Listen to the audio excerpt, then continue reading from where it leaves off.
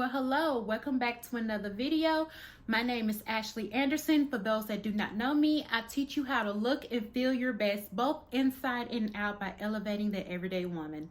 Here on my channel, I talk about all things beauty, fashion, and personal development. Today's video is going to be how to overcome winter blues. And without further ado, let's go ahead and get into it. I think it's safe to say that during the winter time, a lot of us may face challenges with this season because the seasons is changing. It's getting darker sooner. We're losing sunlight. It's getting colder. And a lot of us just feel just really not into the mood or may catch ourselves into a slump. And I think that these tips will really help you as far as getting back on track and getting out of that depression era. So tip number one would be to get plenty of sunny D, or plenty or vitamin D. So you want to get your natural sunlight. So first thing you wake up in the morning, you want to open up the curtains, open up the window, get in a fresh breeze of air, just a little bit, and even if it's way too cold, just at least stick your head out the window just to get a little fresh breath for like 5 minutes, and then you can close the windows back up. But you want to get as much sunlight and natural light as you can. And for those of you that stay in like a much colder area in the States, like Alaska, something like that, then I do want to recommend you investing into a light box. I heard that light boxes is really good for those that stay in a very cloudy part of the country. And it's kind of, not to say that it's a substitute for the sun, because nothing beats getting some good old-fashioned sunlight, but it's a good substitution as far as getting some type of light into your day to help cope with insomnia. And speaking of insomnia, tip number 2 would be to get a proper sleep schedule.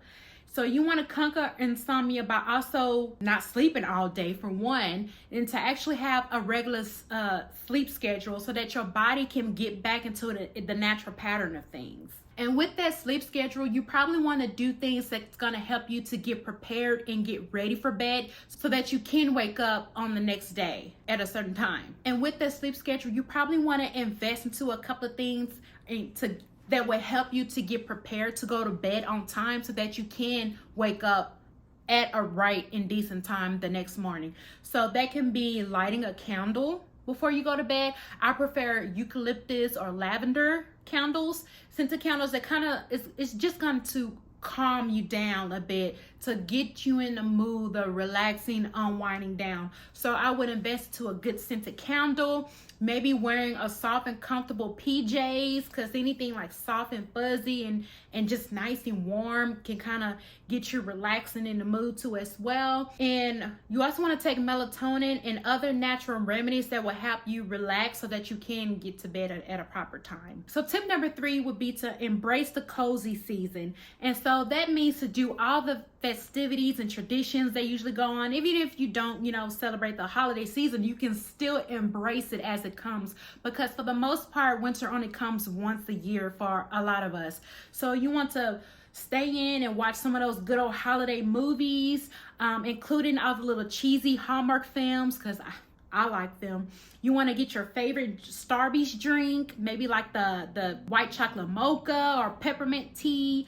You want to build a snowman, drink your hot chocolate, play in the leaves, and take some family photos out in the leaves somewhere.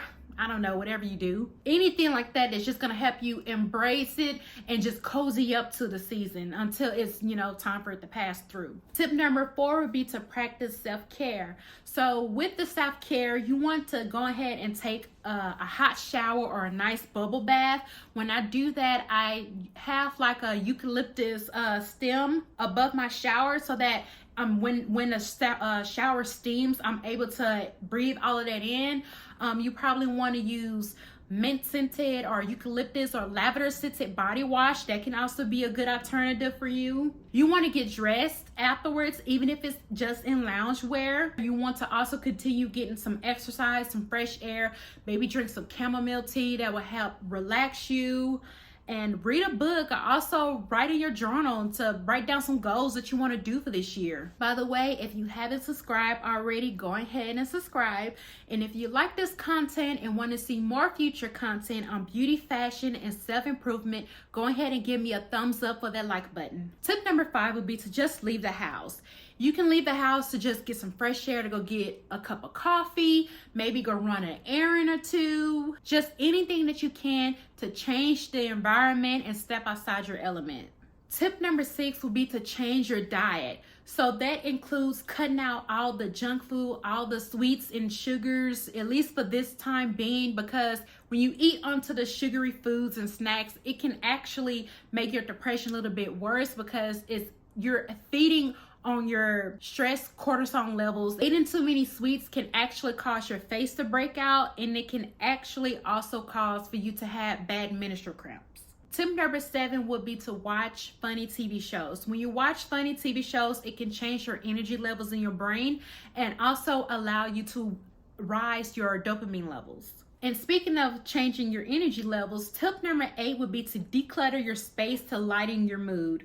Even if you just take 15 minutes to tidy up your space, you will gain so much more mental clarity and able to change your mood as well. So tip number 9 would be just to take a break from social media.